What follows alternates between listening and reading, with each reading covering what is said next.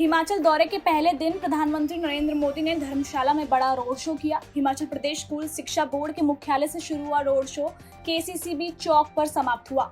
इस दौरान बड़ी संख्या में मौजूद लोगों ने पुष्प वर्षा कर पीएम मोदी का स्वागत किया। केरल में सोने की तस्करी मामले में नाम आने के बाद से सीएम पिनराई विजयन की मुश्किलें लगातार बढ़ रही हैं। मुख्य आरोपी सुपन्ना सुरेश ने एक बार फिर आरोप लगाया है कि मुख्यमंत्री पिनराई विजयन अपने परिवार के व्यवसायिक हित के लिए कई लोगों से साठगांठ करते थे। सुपन्ना ने कहा कि सितंबर 2017 में सीएम ने अपनी बेटी के आईटी व्यवसाय खोलने के लिए बोली की स्वीकृति देते हेतु शारजाह के शासक से आधिकारिक दौरे के दौरान मदद मांगी थी। सुपन्ना ने यह दावा एर्नाकुलम जिला सत्र न्यायालय के समक्ष दायर एक हलफनामे में किया है। जम्मू कश्मीर में विधानसभा चुनाव के लिए तैयारियां शुरू हो गई हैं। केंद्र चुनाव आयोग ने इस प्रक्रिया की तरफ कदम बढ़ाते हुए मतदाता सूचियों की समीक्षा की प्रक्रिया शुरू कर दी है। बताया जा रहा है कि नई मतदाता सूची का प्रथम प्रकाशन 31 अगस्त तक पूरा कर लिया जाएगा। इस दौरान मतदाताओं को आपत्तियां और सुझाव देने का अवसर दिया जाएगा।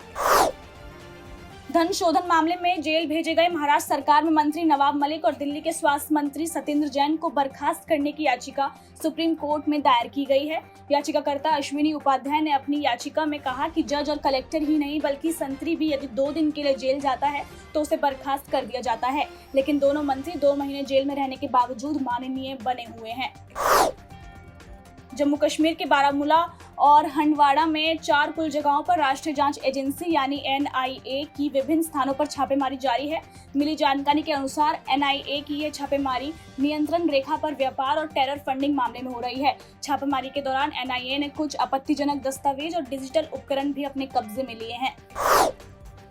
वैश्विक स्तर पर भारतीय रुपए कार्ड और यूपीआई पेमेंट सिस्टम को नई पहचान मिल रही है। दरअसल national payment corporation of India यानी एनपीसीआई और इंटरनेशनल ऑफ फ्रांस के लायरा नेटवर्क के बीच एक एमओयू साइन किया गया है, जिससे जल्द फ्रांस में भारतीय रुपए कार्ड और यूपीआई से लेन देन संभव होगा। केंद्रीय संचार मंत्री अश्विनी वैष्णव ने कहा कि रुपए कार्ड और यूपीआई को फ्रांस में इस्तेमाल को लेकर एक करार किया गया है। तलाक हसन पीड़िता बेनजीर हिना की याचिका पर सुप्रीम कोर्ट अब शुक्रवार को सुनवाई करेगा। पहले इस याचिका पर सुप्रीम कोर्ट ने तत्काल सुनवाई से इनकार कर दिया था, लेकिन बेनजीर के वकील अश्विनी उपाध्याय ने कोर्ट को बताया कि उन्हें तलाक के 2 नोटिस मिल चुके हैं। 19 जून को तीसरा नोटिस मिलने पर हलाला का ही विकल्प रह जाएगा। इस पर जस्टिस एएस बोपन्ना और विक्रमनाथ की अवकाशकालीन बेंच ने शुक्रवार को सुनवाई की बात कही है।